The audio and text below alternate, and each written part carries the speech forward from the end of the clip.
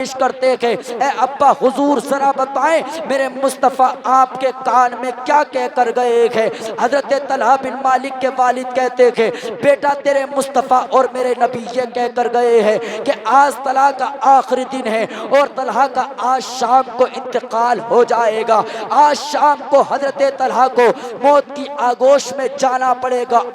अल्लाह रब्बुल इज़्ज़त ने 18,000 मखलूक़ात को पैदा किया, उसमें सबसे ज़्यादा मुशर्रफ मुकर्रम बेहतर बेहतरीन अगर किसी को बनाया है तो वो इंसान है। बेशक इंसान को पैदा किया, कितना रब का एहसान अजीम है कि उसने इंसान बनाया।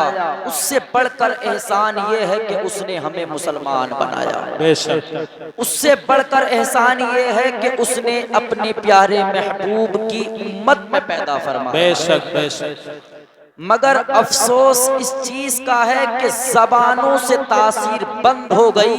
हमारी जबानों से चुगलखोरी, गाली, बदकारी के अल्फाज निकलते हैं। याद रखें अगर इन जबानों से महबूब पाक की अगर हम्दो सना खुदा की करोगे, महबूब पाक का जिक्र करोगे, अल्लाह रब्बुल इज़्ज़त तुम्हारी जबानों में बरकत अता फरमा देगा। बेशक ये मैं तकरीर नहीं कर रहा हूँ, बस कुछ तमहीदी कलिमात सुन लें आप हजरात के।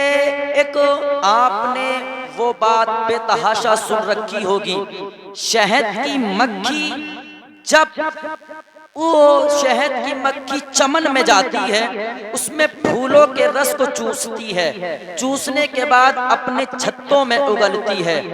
फूल पूरे कायनात के अंदर किसी का अरक कड़वा होता है, किसी का बक्सा होता है, किसी का मीठा नहीं होता, मगर अल्लाह रब्बुल इज़्ज़त की बरकत देखें कि शहद से ज्यादा मीठा कोई भी चीज नहीं होती है। उससे पूछा गया कि इसमें मिठास कैसे पैदा होती है, वो कहती है मैं अपने हबीबे पाक पर दुरूद पाक पढ़ती हुई आती हूँ, अल्लाह रब्बुल इज़्ज़त उसी की बरकत से इसमें मिठास रख देता है। बेशक मगर अफसोस सदा अफसोस के हमने भुला दिया है। हमारे उलमा कह कह कर थक जाते हैं, मगर हम कभी ज़बानें अपने नबी के नाम पर नहीं खोलते। ये मत सोचना मैं कुर्सी पे बैठा हूँ तो मैं ज्यादा बड़ा हूँ, नहीं, जितने भी यहाँ पर बैठे सब मेरे सर के ताज हैं, ठीक है। और ये आप जानते हैं ये इजलास आप एक दस्तार बंदी के सिलसिले में इसको सजाया और रचाया गया है, जिसमें कि एक बच्चे की दस्तार बंदी है। ये इल्म कैसा इल्म है, और पूरी कायनात के अंदर जितने भी उलूम पढ़ाए जाते हैं, पढ़ते हैं लोग, तमाम को इसलिए पढ़ा जाता है कि उससे पैसा कमाया जाए। केवल एक दीन इस्लाम का एक इल्म ऐसा है कि इससे अल्लाह रब्बुल इज़्ज़त का कुर्ब हासिल होता है। बेशक इससे अपने नबी को पहचाना जाता है, खुदा के करीब हुआ जाता है। मगर आज हमने दीन इस्लाम से दूरी बना ली है। अपने बच्चों को दीनी तालीम से हम आरास्ता नहीं करते। क्यों? आखिर वजह क्या है?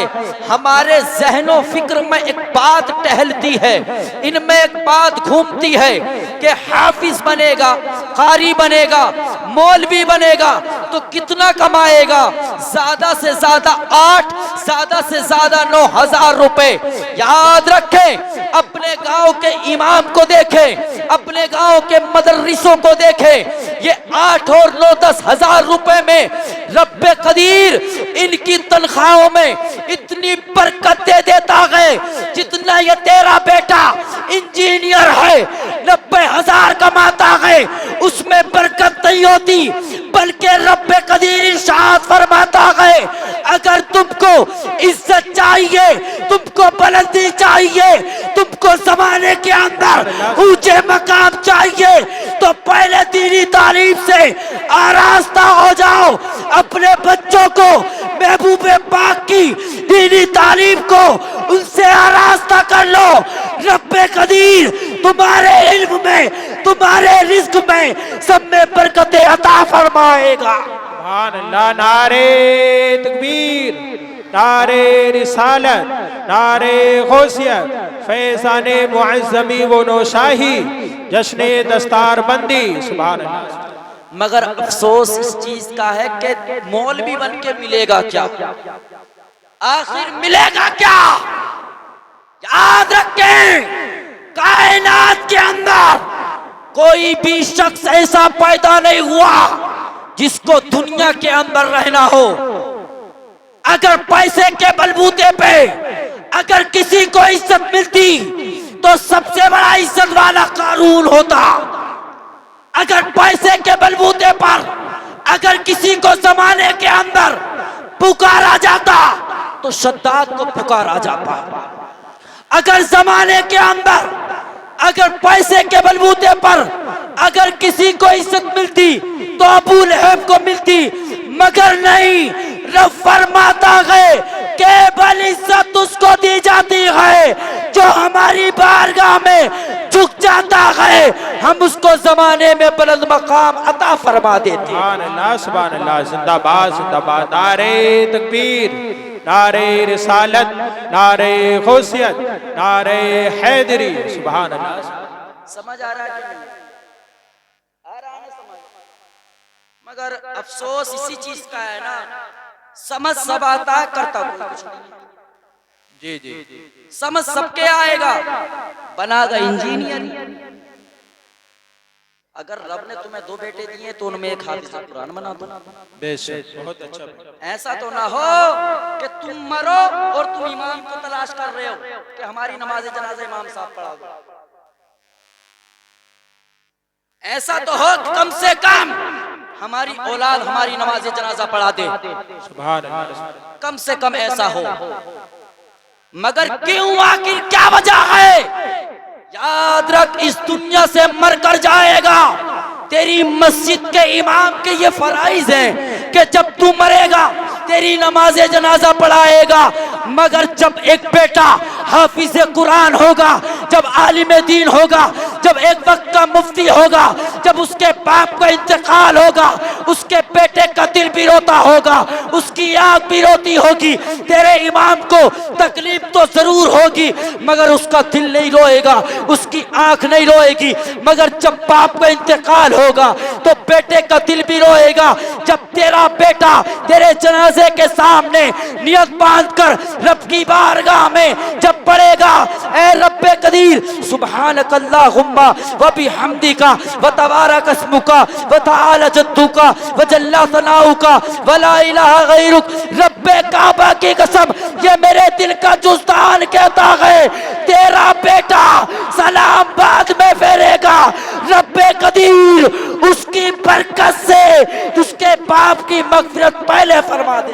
नारे तकबीर, नारे रिसालत, नारे गौसियत, फैज़ाने मुअज़्ज़मी व नौशाही, अज़मते मुस्तफ़ा। सुभान अल्लाह। तो बनाएंगे नहीं हाफिज़ कुरान? बोले इंशाअल्लाह। हाँ बोल दें, क्या पता आई जाए दिमाग में। हाफिज़ कुरान नहीं बनाएगा, लोफर बनाएगा उसे सबसे बड़ा निकम्मा बनाएगा। उसका तो हर एक उसकी बात को मानेगा। बच्चा है तो उसकी माँ थोड़ी कम है, नहीं उसकी माँ कम नहीं है। बच्चे का बिगाड़ कभी से शुरू होता है। माँ सबसे बड़ा किरदार बच्चे के मुस्तकबिल पर उसकी माँ का होता है। सबसे पहला मदरसा बच्चे के लिए उसकी माँ की गोद है कि नहीं है? सबसे पहला मदरसा। बच्चा अगर रो रहा है तो मोबाइल में कार्टून दिखा दिखा कर सुलाते हैं। अल्लाह अल्लाह। सही है तो बोले ना जोर से सुभान अल्लाह। अगर बच्चा अगर सो नहीं रहा है तो कार्टून दिखा दिखा कर सुलाते हैं हम लोग। और बच्चा जब कार्टून देखेगा तो बड़े होकर कार्टून ही बनेगा। इंसान थोड़ी बन जाएगा, जानवर ही बनेगा जब जानवरों को देखा है। अब शादी अगर इसकी कर दो तुम तो इसकी लगाम हाथ में नहीं आती है। हाँ बिल्कुल हाथ में नहीं आती। फिर जाता है इमाम साहब के पास। इमाम साहब तावीज़ कर दो, लोड़ा बहू के कहने में चल गया। हाँ बहू के कमरे से निकल ही नहीं रहा, उसके कहने में चल रहा है। तो उसके कहने में तो चले गई, क्योंकि तूने तरबियत उसे ऐसी दी है। अब तू तावीज तो तावीज पूरे इमाम साहब को घर को ले जा, पूरे इमाम साहब को लेके जा, अगर असर कर दे तो फिर हमसे बता दी, बताना फिर आके कि अगर असर कर दे। और ये जवान इतना लोफर हो चुका है, अगर ईद आती है ना, ईद तो ईद पर ऐसी ऐसी पैंट लेकर आएगा जिनका तुम गुमान भी नहीं कर सकते। यहाँ से फटे हुए, यहाँ से फटे हुए हैं। और अगर सबसे अहम चीज ये, अगर सही सालिम पैंट अगर 2000 की आएगी तो पता नहीं फटे हुई में क्या खूबी है, 4000 की आती है सीधी, पता नहीं कौन सी खूबी है, 4000 की आती है। और अगर उसका बाप धोखे से कह दे कि तू फटी हुई क्यों लेकर आया है, तो बाप से बड़ी अकड़ कर कहता, और तुम जानते हो तुम तो पुराने जमाने के हो। यही बात है ना, इधर को मत देखो, इनका तो आने जाने का सिलसिला लगता रहेगा ना, बस हमारी तुम्हारी बातचीत है इसमें। तो उलमा को सुनाने के लिए नहीं बैठे, ये तो खुद हमें पढ़ाने वाले हैं। क्या बात, मैं क्या बात कर रहा था, क्या कहता है, तुम जानते हो तुम तो पुराने जमाने के हो, फिर नहीं आ रहा हाथ में बिल्कुल भी। तो वजह क्या है, इसमें खामियां किसकी हैं बताएं। कभी दिल पर हाथ रखकर सोचें कि हमने अपने बच्चे को बचपन से ऐसा क्यों नहीं बनाया कि वो बच्चा किसी दुनियावी इंसान के किरदार नहीं, बल्कि अपने मदीने के ताजदार के किरदार को अपनाए, ताकि कोई गैर मुस्लिम देखे तो कहने पर मजबूर हो जाए ये कोई और नहीं बल्कि गुलामाने मोहम्मद जा रहा है। सुभान अल्लाह। बच्चे को ऐसा बनाए ना ताकि दूसरा देखे तो देखने पर मजबूर हो जाए, कहने पर मजबूर हो जाए। आज तुम इम्तियाज पैदा नहीं कर सकते हो औलाद में किसी की, जवान में इम्तियाज पैदा नहीं कर सकते हो कि ये मुस्लिम जा रहा है कि गैर मुस्लिम जा रहा है, दाढ़ी उसके चेहरे पर नहीं है। और अगर बुजुर्ग के फराइज पूछ लिए जाए तो सही मानों में वही नहीं बताए जाते हैं लोगों से। तो फिर मुसलमान किस चीज के हैं, पता तो चले कम से कम। गोश्त खाने की पीछे बंद हो गया था ना, हाँ मैंने तो ये कहते हुए सुना है कि हजरत अंदर को नहीं गया तो ऐसा लग रहा है क्या चीज ना, ऐसी कौन सी चीज, मतलब इसका हलक भी वही मांग रहा है, तेरा हलक बाद में, बल्कि तेरा अंदर ये होना चाहिए कि जब तक नमाज ना पढ़े तो जिस्म के अंदर एनर्जी ना आए, बल्कि ऐसा होना चाहिए पहले नमाज पढ़ी जाएगी, बाद को दुनिया के काम किए जाएंगे, पहले खुदा की इबादत की जाएगी, बाद में दुनिया के काम किए जाएंगे। फिर देख रब्बे कदीर तेरे यानी के मालो दौलत में, तेरे कारोबार में किस कदर बरकतें फरमाता है। मेरा रब फरमाता है वह तो इज्जो मंतशा वह तो जिल्लो मंतशा, हम जिसे चाहते हैं उसको इज्जत देते हैं, जिसको चाहते हैं उसको जलील फरमा दिया गया। बेशक। नारे तकबीर, नारे रिसालत, नारे गौसियत। हर सहाबिये नबी, बोलिए जन्नती जन्नती, हर सहाबिये नबी ताजदारे खत्म नबुव्वत। सुभान अल्लाह। ये मत सोचना कि मैं तकरीर ऐसी क्यों कर रहा हूँ, मुझे खुदाई ऐसी गया, वरना मैं कैसी भी कर सकता हूँ। बच्चे, आखिर बच्चे अपने बच्चों के मुस्तकबिल को बचाने की कोशिश करें। आओ मैं तुम्हें एक हदीस पाक सुनाऊं, सही मुस्लिम शरीफ की हदीस पाक है, हजरत तलहा बिन मालिक है। क्या नाम है हजरत, सुन नहीं रहे हो क्या भाई, क्या नाम है हजरत तलहा बिन मालिक, क्या नाम है हजरत, जोर से बोल रहे, अच्छे कहां से लोग बैठे हैं और कान इधर को नहीं है, पता नहीं मुंह इधर चल रहे हैं। हजरत तलहा बिन मालिक, हजरत तलहा बिन मालिक, हजरत तलहा बिन मालिक बचपने का आलम है। एक रिवायत में आता है कि 14 साल के, एक रिवायत में आता है तकरीबन आप 12 साल के। हजरत तलहा बिन मालिक नबी कुनैन सल्लल्लाहु ताला अलैहि वसल्लम से बेतहाशा इश्क करते थे, बहुत मोहब्बत करते थे। हजरत तलहा बिन मालिक नबी की बारगाह में जाते, अरीदा पेश करते, या रसूल अल्लाह, या हबीब अल्लाह, कोई काम मुझे बताएं, मेरा दिल ये चाहता है कि किसी काम को किया जाए। मुस्तफ़ा अलैहि सलातु व सलाम आपको छोटे छोटे काम दे दिया करते थे, और मेरे मुस्तफ़ा का ये मामूल था कि जब हजरत तलहा बिन मालिक आप बाहर चले जाते तो सहाबा के बीच में आपका जिक्र किया करते थे, आपको बहुत याद किया करते थे। एक मर्तबा सहाबा कहते थे कि मुस्तफ़ा अलैहि सलातु व सलाम तलहा को बहुत याद करते थे, तलहा ऐसा कोई काम भी नहीं करते, आखिर वजह क्या है? मुस्तफ़ा अलैहि सलातु व सलाम फरमाते थे, क्या मेरे तलहा का इश्क देखना चाहते हो? क्या तलहा को तुम आजमाना चाहते हो? अरीदा पेश करते हैं, या रसूल अल्लाह, आप बेहतर जानने वाले के। मुस्तफ़ा अलैहिस्सलातु वस्सलाम ने इरशाद फरमाया, ए तलहा बिन मालिक कहाँ पर हो? अरीदा पेश करते हैं, या रसूल अल्लाह, गुलाम आपकी बारगाह में हाजिर है। मुस्तफ़ा फरमाते थे, ए तलहा सुनो, जाओ अपने बाप की गर्दन को उतार कर लाया जाए। अल्लाहु अकबर कबीरा। हजरत तलहा बिन मालिक ने केवल इतना सुना, आप तोड़कर अपने घर की तरफ चल दिए। एक रिवायत में आता है कि हजरत अली कर्रमुल्लाह वजहुल करीम के गर्दन में तलवार लटकी हुई थी। हजरत तलहा ने गर्दा यानी कि तलहा ने उस तलवार को खींचा और चल दिए अपने घर की जानिब। मुस्तफ़ा फरमाते थे, ऐ सहाबा सुनो, तलहा को रोक लो वरना तलहा अपने बाप की गर्दन को ले आएगा। हजरत तलहा इतना इश्क करते थे। कुछ अय्याम बीते, कुछ दिन बीते, कुछ दिनों के बाद में हजरत तलहा बिन मालिक की तबीयत खराब हो जाती है। आपको बिस्तरे अलालत ने पकड़ लिया।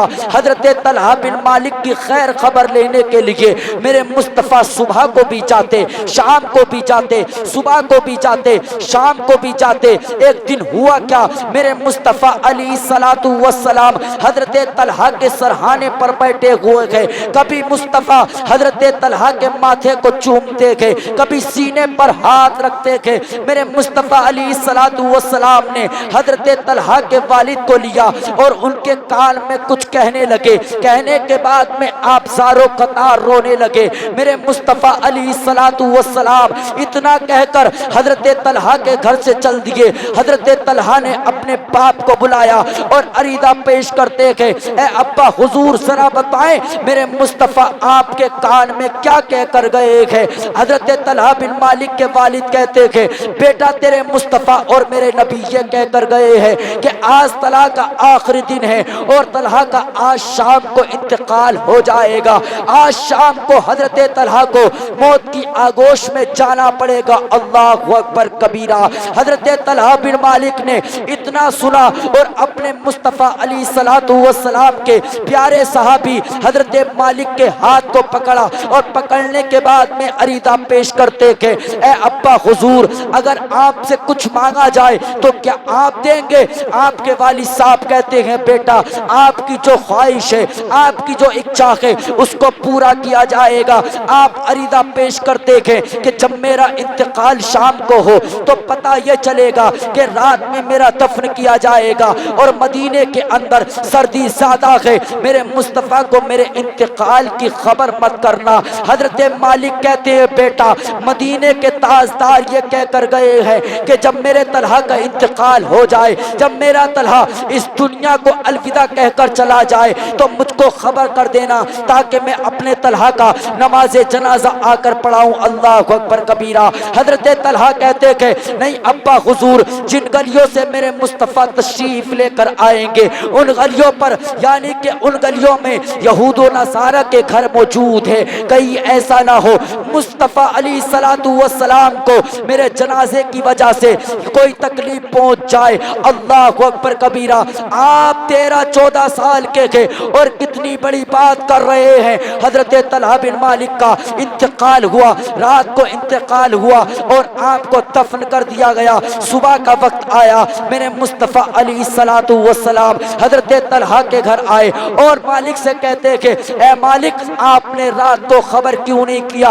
आखिर वजह क्या है? मैंने आपसे कहा था कि आप मुझको खबर कर देना ताकि इसकी नमाज जनाजा मैं आकर पढ़ाऊं। मुस्तफ़ा की बारगाह में अरीदा पेश करते थे, या रसूल अल्लाह, आपका गुलाम, आपका प्यारा इस चीज से डरता था कहीं ऐसा ना हो मेरे मुस्तफ़ा को मेरी वजह से कोई तकलीफ हो जाए। अल्लाहु अकबर कबीरा।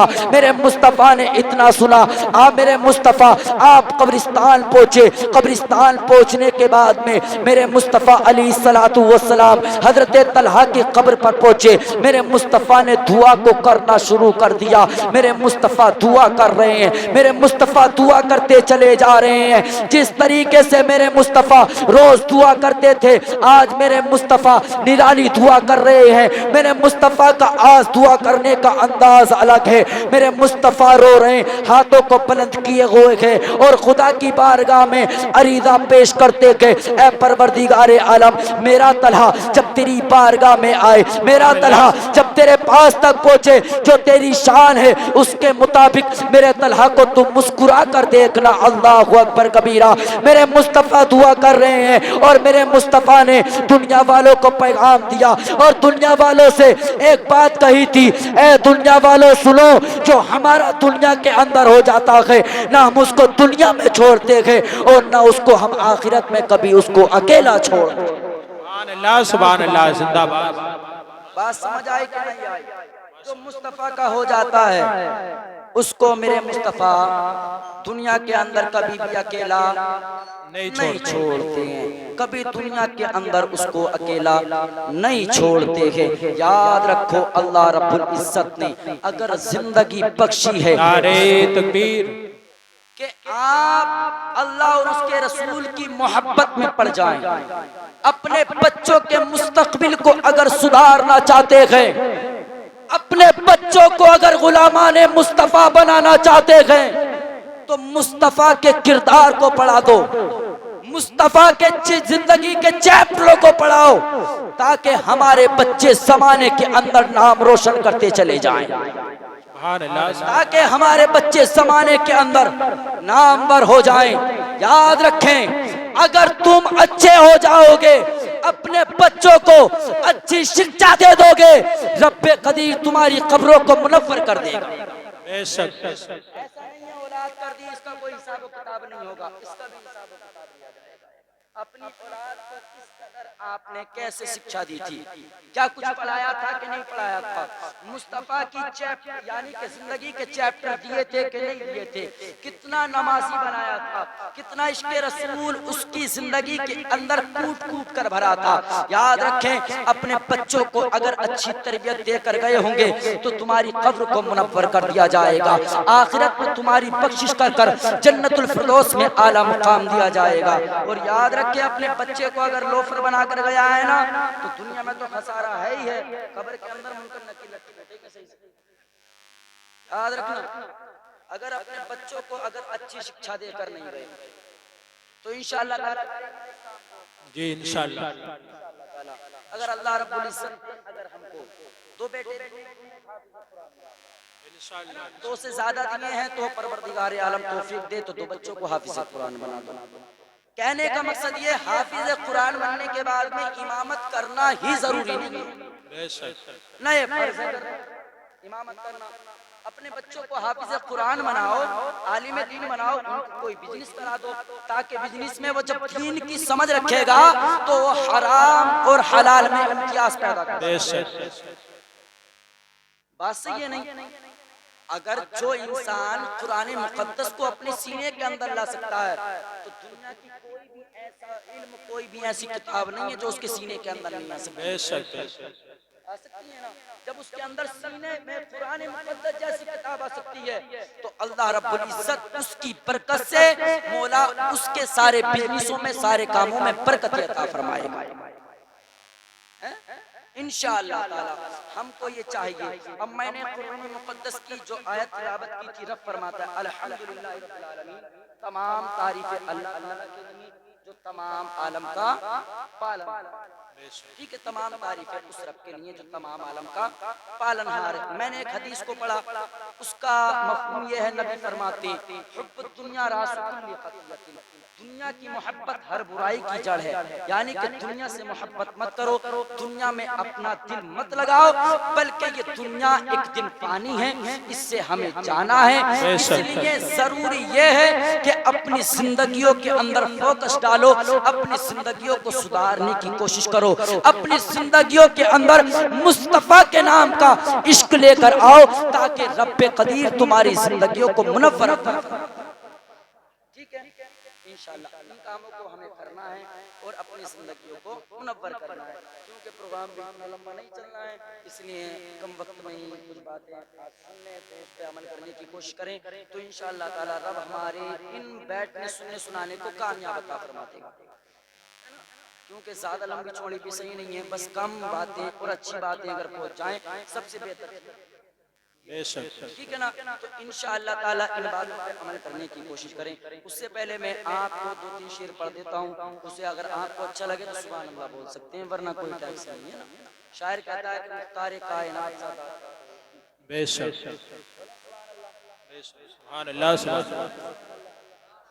मुख्तार कायनात सा दाता कोई नहीं, यानी रसूल पाक के जैसा कोई नहीं। बिन मांगे मेरे आका ने झोली को भर दिया, मंगता जो आया मांगने सुल्तान कर दिया। खाली दरे हुजूर से लौटा कोई नहीं, यानी रसूल पाक के जैसा कोई नहीं। आगे शायर कहता है कि अंबिया में हबीब खुदा कौन है, आप हैं या नबी दूसरा कौन है। मांगता इसलिए हूँ कि मुख्तार हो, वरना मोहताज से मांगता कौन है। आप आए तो हक का पता मिल गया, वरना किसको पता था कि खुदा कौन है। अर्शे आजम पे पहुँचे तो रब ने कहा, आ भी जाओ तुम्हें रोकता कौन है। तो हुजूर आला हजरत कहते हैं, या रसूल अल्लाह सरवर कहूँ कि मालिक मौला कहूँ तुझे, बाग़े खलील का गुले सेबा कहूँ तुझे। लेकिन रजा ने खत्म सुखन इस पे कर दिया, खालिक का बंदा खल्क का आका कहूँ तुझे, खालिक का बंदा खल्क का आका कहूँ तुझे। रब की बारगाह में दुआ है पाक परवरदिगारे आलम, मेरे बोलने और आपके सुनने में जो भी अगलात वाक़ई हो गई हों, नबी करीम सल्लल्लाहु ताला अलैहि वसल्लम के वसीले से मौला मुआफ़ अता फरमाए। पाक परवरदिगारे आलम मुझे हक बोलने आपको हक सुनने की तौफीक अता फरमाए। परवरदिगार पहले मुझे बात को आपको इस पर अमल करने की तौफीक अता फरमाए। एक मरतबा कलमे तैयबा का विर्द कर लें, बड़े मन नवाज से ला इलाहा